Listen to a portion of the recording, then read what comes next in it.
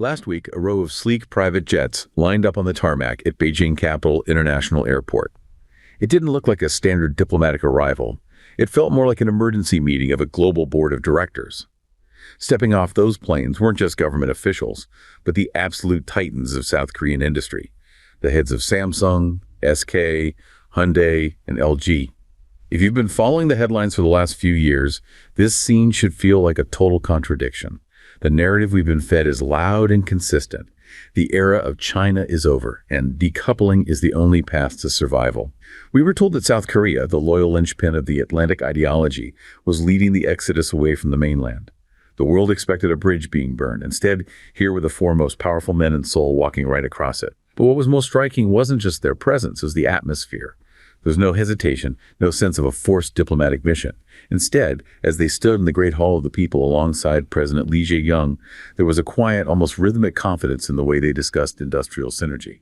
While the Western press was still buzzing about virtual sanctions and political de-risking, these CEOs were talking about something much more heavy and immutable.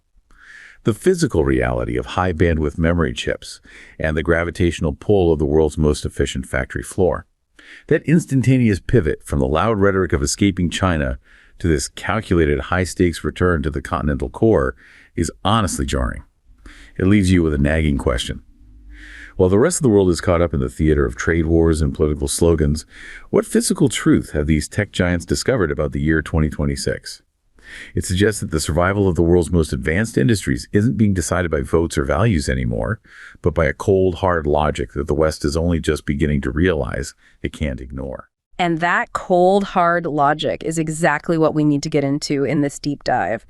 Our mission today is really to trace this dramatic strategic shift. Right. We're trying to move beyond the noise, the geopolitical rhetoric that you read in the headlines or financial papers. We want to look at the material foundation of power. The stuff that's actually real. Exactly. South Korea's strategy is palpably moving away from prioritizing what we're calling Atlantic ideological alliances. And it's focusing instead on a kind of Eurasian continental realism. And that shift isn't just because of a change in political winds. Right, not at all. This is the crucial point. It's an industrial imperative. It's being driven by the indispensable nature of high bandwidth memory chips, which are the absolute core of the AI race. And it's all underpinned by the sheer unique resilience of this Korean technocracy Chaebol model. So really exploring how material reality is defining the new global order. Yes, rather than, political will trying to define industrial reality. It's a total inversion of what we're used to hearing. Okay, so let's unpack that core conflict right at the top, because that framework it's really compelling. This pivot from Atlantic ideology to Eurasian realism, what, for these conglomerates in Seoul, really defines those two opposing forces? And why is that Atlantic framework suddenly not enough? Well, the difference is profound, especially if you're a globally integrated manufacturing power like South Korea and you're sitting literally on the fault line of these major geopolitical tectonic plates. Right in the middle of it. Exactly. So when we talk about Atlantic ideology, we're really referring to that post-World War II consensus. The belief that security and prosperity are guaranteed primarily by your allies' promises, by being a member of these value-based blocs like NATO or the G7. The so-called virtual alliances. That's the term. Alliances that exist on paper treaties, diplomatic assurances, shared statements of values. But what makes them virtual? These treaties have real-world consequences. They do, but they're virtual because they are subject to the volatile whims of political cycles in other countries. A security guarantee made by one administration can be completely revised or even just discarded by a new government after an election that happens on a continent thousands of miles away. So it's about uncertainty. It's pure uncertainty. They rely so heavily on these non-material factors, shared values, long-term goodwill, which, as we've seen, can just evaporate when economic interests start to diverge. And if you're running a $700 billion export economy? Exactly. An economy that operates on razor-thin margins and needs certainty for capital investments that have a 10 or 20-year horizon. Relying on a system where one election can overturn your entire strategic framework it's just incredibly risky. That makes perfect sense. You're injecting systemic political uncertainty right into the heart of your long-term industrial planning. But this shift to Eurasian realism, then, it seems to be a complete rejection of that fragility. It's moving the goalpost from promises to something physical. Precisely. Eurasian realism asserts that survival is guaranteed not by these, revocable diplomatic promises, but by controlling indispensable, tangible links in the industrial chain. The material foundation. The material foundation of economic power. This is about physical infrastructure, it's about efficient supply chains, and it's about controlling critical tech components that the entire world absolutely needs right now. For Seoul, this means the ability to reliably produce and trade a specific superior product, like an advanced semiconductor. That offers far more security and stability than a security guarantee that might get revised by a new administration in Washington or London. So the stability of their economic future rests on the immutable physics of supply chain dominance, not on what some politician might say next week. That's it. If I'm hearing you right, this embrace of geopolitical realism means that physical connectivity, the actual ability to move goods, supersedes these abstract political alignments. It sounds like they're just trying to minimize their exposure to political risk by maximizing their industrial certainty. You've hit it exactly. This viewpoint recognizes that in the high-stakes world of advanced manufacturing, the industrial output itself, that is the true metric of civilizational vigor.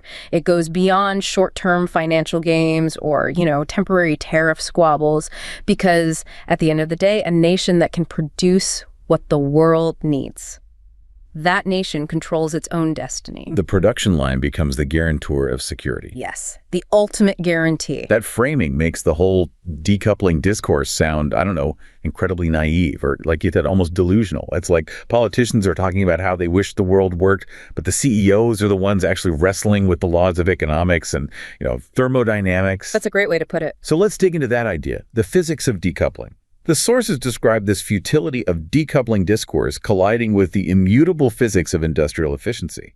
What does that immutable physics actually look like on the ground, especially when you look at the Western approach? Yeah. It's a powerful and I think a very accurate analogy. Western policy, particularly American tariffs and sanctions, is described as a virtual attempt to reshape global reality. They're using financial and political levers, sanctions, export controls, import taxes. Right. And these policies are basically attempts to force markets to behave against their own inherent efficiencies, usually by creating friction and artificial costs. But wait, I have to push back a little there.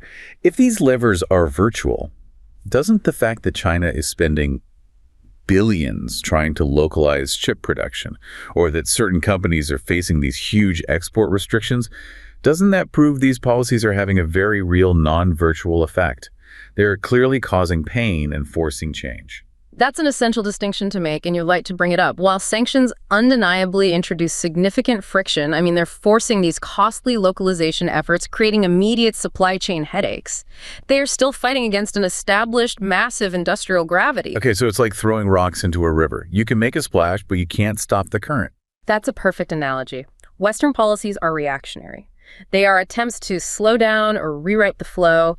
They can complicate the logistics, they can add costs, but they cannot fundamentally alter the underlying physical advantages that China has spent decades accumulating. So if the Western policy is the virtual barrier, what is the Chinese industrial reality it's colliding with? What is that gravitational force? China represents the hard reality, and its industrial system is defined by three, you could say, unassailable factors: sheer scale, its deep and integrated ecosystem, and its extreme cost competitiveness. A powerful combination. It creates an unassailable gravitational pull that's rooted in industrial efficiency.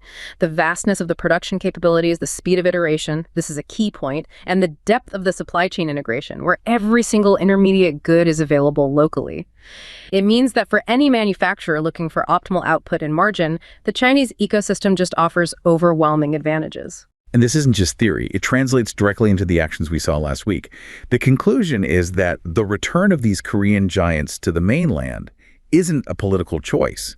It's a biological imperative driven by industrial efficiency. That phrase, biological imperative, it really captures the existential stakes here. For a Chaebol, which measures its success in export dominance, staying globally competitive in sectors like advanced electronics demands operating within the most efficient ecosystem available. That's just a fact, especially given the cutthroat nature of tech cycles. There's no room for error. None. So if political barriers are constantly raising friction and cost outside of that ecosystem, the market will naturally, inevitably seek the path of least resistance. The Chaebol leaders aren't making some kind of philosophical statement. They're making a pragmatic, existential choice about maximizing industrial output and, frankly, corporate survival. The scale, the cost, the integrated ecosystem. These are factors that simply can't be replicated or ignored no matter what the political headwinds are from the West. So the ultimate output of this commitment to industrial reality is quantifiable. It's a declaration of intent. We have that concrete figure, a projected $709.7 billion in South Korean exports for 2025.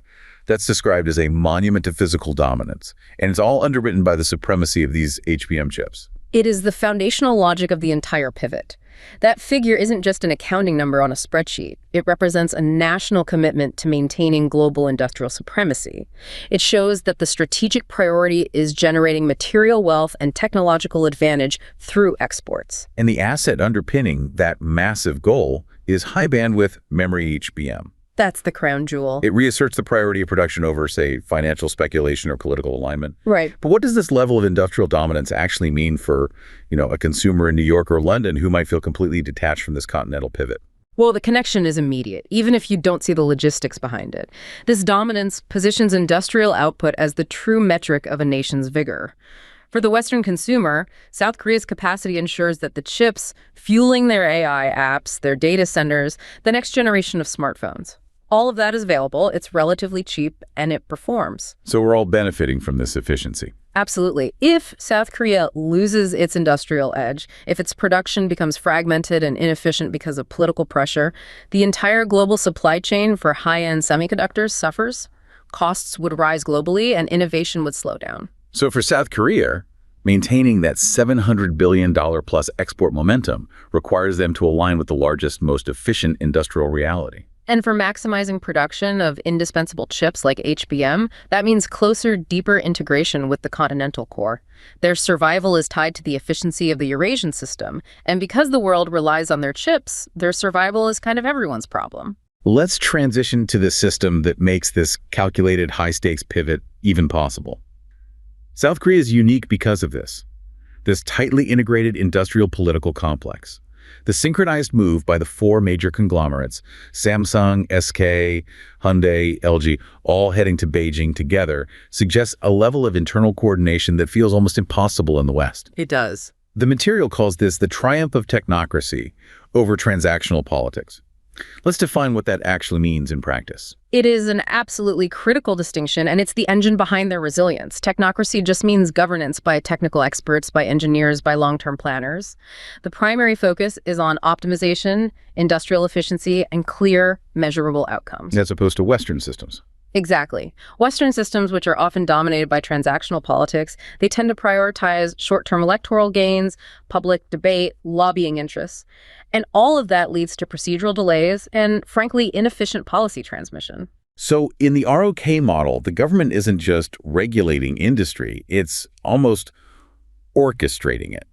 There's a phrase used, an industrial phalanx. Can you explain that military analogy in an economic context? The term industrial phalanx is really evocative, isn't it? A phalanx was a highly disciplined, tightly organized military formation. It was designed for singular, unstoppable momentum. Right. In the South Korean context, it means the state sets a clear, long-term strategic direction. For example, we will lead the world in high bandwidth memory production by 2030. And then the nation's dominant industries, the Chaebols, they execute it in lockstep, like disciplined military units. So the governance model under the current administration is all about superior efficacy. That's the goal. Its structure is designed for rapid industrial deployment, not for drawn-out public debates or ideological posturing. That inherent alignment must give them a profound advantage in a fast-moving technological race where time to market is everything. But I have to ask, while this sounds incredibly efficient, doesn't it minimize democratic input? I mean, isn't there a political cost to this terrifying efficiency? That is the fundamental trade-off. From a pure industrial strategy perspective, this model minimizes the friction that's inherent in decentralized, highly procedural systems. The goal is speed and execution, full stop. And when the state and the major economic engines are so deeply aligned. On a national strategic imperative, like controlling the global semiconductor supply chain, they can move with a level of coordination that Western democracies, burdened by litigation, public consultation, multiple layers of government, they simply cannot match. So it prioritizes long-term industrial stability and export dominance over, say, localized political objections. That's the calculation they've made. We have a specific anecdote that really illustrates this terrifying efficiency in action. It shows how that synergy between technocracy and the Chaebols creates this resilient state capacity that just outperforms Western procedural politics. Tell us about Director Kang. Right. Director Kang is a senior planning director at a major South Korean semiconductor firm.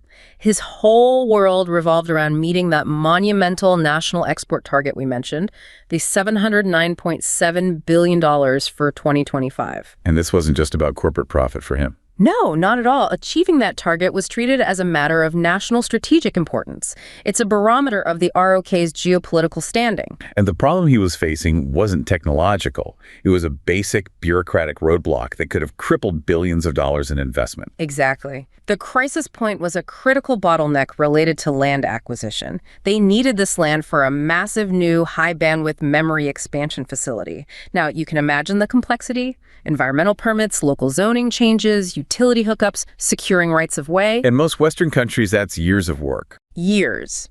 In a place like Germany or California, a setback like that would trigger years of environmental reviews, multiple public hearings, and inevitable local political fights or even litigation. Billions of dollars in future revenue would just stall. But that wasn't the Korean response. What happened next really speaks volumes about the structure of their state capacity. Instead of a prolonged bureaucratic fight, this entire issue was cleared in 48 hours. 48 hours. 48 hours. Through a single high-level operational synchronization meeting. It involved key people from the Ministry of Trade, the National Land Agency, and the Chaebol leadership. They didn't pass the buck. They didn't schedule 6 follow-up meetings. They sat down with one goal: remove the friction point to ensure the national strategic imperative was met. 48 hours to clear a multi-billion-dollar land acquisition hurdle. I mean, that turnaround time is genuinely shocking to anyone familiar with Western infrastructure projects. It illustrates the raw concept of state capacity at play. The engineer who described it said it's a rhythmic, almost terrifying efficiency. He called it a survivalist choreography, where the state and the corporation literally breathe as one organism. They have what the sources call highly efficient directive transmission. Yes. The ability to send a strategic order from the highest levels of government directly to the factory floor or the land registry office and see immediate, unhindered execution. That efficiency is why their governance model makes the slow, multi-stakeholder, procedural politics of the West look like a costly luxury. They are simply optimized for speed and industrial execution above all else. To understand how the state can wield this much centralized power, we have to grasp the sheer scale of these Chaebols. They aren't just big companies. They're almost co-equal with the state itself. The Chaebol dominance is historically and quantitatively immense. These powerful conglomerates like Samsung, Hyundai, LG, they are the core engine of the economy. They account for an estimated 60% of South Korea's overall economic growth. 60%. And when you look closer, the concentration is even more staggering. It is. Samsung alone contributes up to 23% of Korea's entire GDP. 23% from one company. That's just mind-boggling for a modern G20 economy. Completely unheard of. And then collectively, these conglomerates account for about 85% of GDP. But, and this is a crucial data point, 85% of GDP, yet they only provide 11% of the jobs. That level of concentration speaks volumes about who really holds the economic power. It emphasizes the extremely capital-intensive, high-technology nature of the Korean economy. And this dominance isn't a new thing. It has deep historical roots. Samsung's command over the semiconductor industry, for example, goes back decades, and it was driven by deliberate state patronage. Right.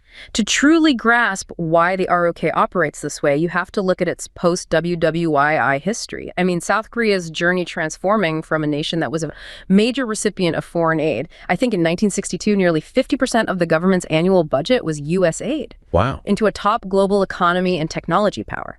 It's just a staggering success story. So the Chaebols weren't the winners of some pure free market competition. They were the deliberate, state-sponsored vehicles for rapid national development. They were picked because they could scale quickly and execute these massive industrial projects. That's precisely the origin story. And this model allowed for deliberate, long-term industrial planning that just transcends election cycles. The generational lead South Korea now has in critical sectors like semiconductors, especially HBM, is the direct fruit of this highly centralized strategic planning. And this governance model provides what's called exceptional governance granularity. Yes, which is the ability to precisely fine-tune policies and regulations to support these very specific high-tech industries. Give us a concrete example of that granularity. How did that work in practice? Sure. Think about export controls or R&D incentive. In a Western system, a tax break often has to be broad, for manufacturing or high-tech R&D in general. Right, to avoid picking winners. Exactly. But in the ROK system, the state can set a directive that offers hyper-specific incentives, like an accelerated tax write-off for investment only in 12-layer HBM testing infrastructure, or expediting permits only for the chemical vapor deposition tools required for advanced chip stacking. So it's incredibly targeted. Highly efficient and targeted directive transmission.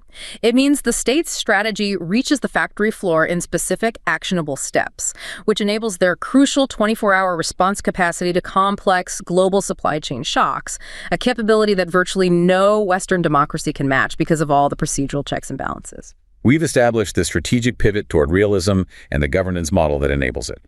Now let's get to the physical truth that anchors this entire system. High bandwidth memory, or HBM. Given its niche role, why is HBM so absolutely crucial to this geopolitical calculus right now? It sounds highly technical, but its implications are obviously global. Well, HBM is not just an incremental improvement on existing memory. You have to think of it as the essential, specialized component that acts as the ultra-fast nervous system for the entire artificial intelligence revolution. To understand its functional necessity, you have to look at the computational demands of training and running these massive large language models. Okay, so standard memory, the DRAM in our computers, just can't keep up with the processing demands of these advanced GPUs. That's the core problem, right? That's the core problem. Standard DRAM creates a massive data bottleneck. Imagine a processor, specifically an AI accelerator like a high-end GPU, as a supercomputer trying to ingest massive amounts of training data and churn through these incredibly complex matrices. Okay. If the traditional memory connection is a slow single-lane road, the powerful processor is constantly waiting for data. It sits idle for critical milliseconds, which, in a massive data center running trillions of operations, translates to unacceptable delays and just wasted compute power. And since those high-end GPUs are incredibly expensive, having them sit idle waiting for data basically cripples the economic efficiency of the entire AI infrastructure. It makes the projected $7 trillion infrastructure investment needed by 2030 economically impossible if you're relying on standard memory. It just doesn't work. So how does HBM solve this? HBM solves this by taking individual memory chips and physically stacking them vertically. This 3D stacking technique creates what's been called an ultra-wide multi-lane superhighway right next to the processor. So instead of data flowing across a slow, two-dimensional trace on a circuit board, it flows vertically and simultaneously through thousands of microscopic connections called through-silicon vias, or TSVs. So it's not just making the road wider, it's like stacking multiple dedicated lanes on top of each other. It drastically reduces the distance the data has to travel and increases the bandwidth exponentially. Exactly right. This allows data to travel between the memory and the massive clusters of GPUs simultaneously and at an ultra-high bandwidth. We're talking terabytes per second. Without it, the expensive GPUs become useless, the entire AI system grinds to a halt, and the training of the next generation of LLMs just stops. So HBM is, quite literally, the indispensable solution to the data bottleneck, which makes South Korea the de facto fuel provider for the entire AI race. That's the leverage they have. Given its criticality, who actually controls this market? The market is a very tightly held oligopoly. It's dominated by only 3 players: South Korea's SK Hynix and Samsung, and the US firm Micron. This concentration of essential manufacturing power in ROK hands is what gives Seoul its immense strategic leverage in these geopolitical discussions. They're simply too critical to be cut off. Too big to fail on a global scale. And within that oligopoly, we've seen a dramatic shift in market leadership recently, which helps explain Samsung's recent pivot and some of its profit struggles. That's the most compelling recent detail, and it's a perfect illustration of the high-stakes, hyper-competitive nature of this sector. I mean, while Samsung was long the dominant force in memory chips, it has been decisively overtaken in the HBM race. By SK Hynix. By SK Hynix. They saw the AI wave coming, and they made an aggressive strategic bet on the newer HBM3 and HBM3E generations, and, crucially, they cemented a deep partnership with NVIDIA, which is the dominant force in AI accelerators. Right. As a result, SK Hynix now commands a dominant 57% of the HBM market. Samsung is down at 27%, and Micron is at 16%. SK Hynix's early, precise alignment with the leading AI accelerator designer effectively locked in its market leadership. And Samsung's stumbling is a perfect illustration of how this race is decided not just by technology, but by trust and certification. It illustrates the high-stakes reality perfectly. Samsung's recent crisis, which saw its operating profit just plummet, was rooted in its failure to get its latest, very complex 12-layer HBM3E chip certified by NVIDIA. And that certification isn't just a formality, is it? Not at all. It means passing these rigorous, month-long stress tests that ensure the memory performs reliably under sustained, immense thermal and electrical loads inside a massive data center environment. That certification is the golden ticket you need to sell your memory into the lucrative AI market. So the lack of NVIDIA validation wasn't just a marketing hiccup, it was an industrial exclusion. Exactly. The lack of validation led directly to a major inventory write-down on unsold AI chips. It just shows that in this high-speed supply chain, falling even one step behind in certification or roadmap alignment can have devastating immediate financial consequences. It can effectively shut a titan like Samsung out of the most profitable tier of the market for that entire generation. And that forces them to aggressively reevaluate their whole strategy, which leads directly to this question of industrial efficiency and the need to integrate with the fastest, largest testing environment available. Precisely. This brings us to the industrial reality faced by the individuals who are actually building these chips. This illustrates the role of HBM dominance as this physical anchor for China-South Korea integration and why material production efficiency makes Western decoupling strategies ineffective. Let's look at the story of Minji. Right. Minji is a young, highly specialized HBM thermal design specialist working in Gyeonggi Province. Her entire career has been focused on perfecting the intricate vertical stacking technology that makes HBM possible. Specifically, how to manage the intense heat generated by stacking all those layers of memory. A huge challenge. A massive challenge. Yet she came to this fundamental realization about the limits of her own technical excellence. She realized that her masterpiece, this crucial high-bandwidth memory chip, was essentially useless without the massive laboratory of the Chinese AI infrastructure. That's a powerful metaphor. The chip is the fuel and China is the engine of application and iteration. But why can't that laboratory be found elsewhere? In Europe or the US? Because China offers the required combination of scale, speed, and integrated supply chain. To rapidly iterate and perfect next-generation HBM chips, you need a vast, complex, continuously growing environment where those chips can be deployed, tested, and stressed at maximum capacity. And then immediately feeding back that real-world performance data to the designers in Korea. Right. No other single market currently provides that combination of scale and integrated manufacturing depth. The feedback loop is just faster and bigger there. And this realization led to her famous quote about the impossibility of decoupling. Yes. She reportedly told a colleague, "Politicians talk about decoupling like it's a software update you can just click, but you can't decouple a heart from the blood it pumps." Wow. It's this visceral connection that emphasizes the physical bond between the South Korean Design Lab and the vast data centers and manufacturing centers in Shenzhen and beyond. It is a material necessity. South Korea controls the HBM fuel, which is indispensable, while China provides the vastest laboratory for application, iteration, and scaling. This workshop and lab, symbiosis, it forms a physical reality that just renders these abstract, rhetoric-driven Western decoupling strategies, well, ineffective. You can't simulate the AI revolution, you have to build it. And that requires the scale and efficiency offered by this integration. Furthermore, it seems like China is rapidly closing the gap in overall manufacturing capability anyway, which would force Korean firms to maintain their operational presence there just to keep pace and manage the competition. China's concerted efforts to localize intermediate goods production and bolster its founder capacity are moving at a truly breakneck speed. I mean, Even under the pressure of U.S. sanctions, China's total capacity of foundries is projected to grow significantly. I think the projection is 15% this year and another 14% next year. And how does that compare to global growth, to put it in perspective? That growth rate just blows away the average global growth of 6% and 7% for the same period. It's a powerful indication of state capacity, commitment, and sustained capital investment aimed at self-sufficiency. It means China is expected to account for about 30% of the world's total wafer capacity by next year. 30%.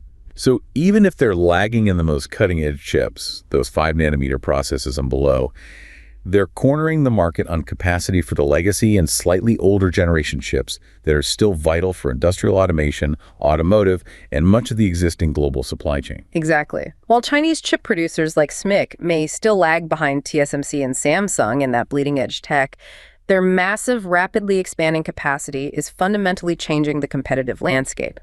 This increased manufacturing competitiveness is contributing directly to a decline in South Korean legacy exports to China, which forces Seoul's high-tech sectors to double down on indispensable components like HBM and reintegrate with the continental core. It's the only move, because being present allows them to manage competition, leverage local supply chains for faster scaling, and maximize efficiency in these leading-edge areas.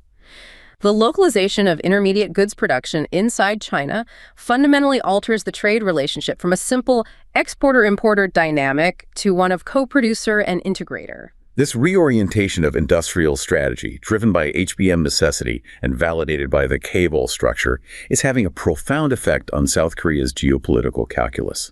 We're seeing a practical shift in focus from the Atlantic-facing Pacific trade routes to the Eurasian landmass. It's a true embrace of geopolitical realism rooted in physical geography. We have another anecdote here that perfectly captures this shift in perspective. Yes, this is the perspective of Sun Ho, a veteran logistics coordinator at the port of Incheon. For decades, his entire professional world looked east across the Pacific. That was the Atlantic era, as he called it, defined by these massive long-distance container ships focused primarily on serving the American and European consumer markets. So his job was all about managing the friction of distance and the risks of long-haul ocean shipping. Exactly. And now, Sun Ho's professional focus, and by extension South Korea's strategic gaze, has shifted dramatically. It's now looking at the Eurasian landmass. He's part of the team actively integrating South Korea's high-tech output into China's emerging continental infrastructure, which includes rail networks and automated ports. And he described the Atlantic era feeling like a long-distance relationship maintained by expensive ships and complex financial mechanisms. Right, and he contrasted that with Eurasian realism. His metaphor for this was powerful. What do you say? He said the shift felt like moving back into the family home. And that is the core of this new current. Physical connectivity supersedes virtual alliances. The integration of high-tech manufacturing into the continental infrastructure is a cold-blooded recognition of geographic destiny. So stability is found not in security guarantees subject to political whims abroad, but in the physical reality, the steel and silicon of these continuous, efficient continental rail and automated port networks. It's all about maximizing trade volume and speed through sheer proximity. So the strategic goal is to seamlessly plug South Korea's high-tech output into China's emerging logistics superstate. What is the ultimate stabilizing factor that this infrastructure provides to Seoul? By plugging into this massive, continuously optimized infrastructure, South Korea secures a level of stability for its industrial flows that is simply more reliable than security guarantees that are subject to political changes or vetoes or shifting alliances in foreign capitals. The rail lines and the automated ports operate 24/7 year-round, regardless of who wins the next election in another hemisphere. Exactly.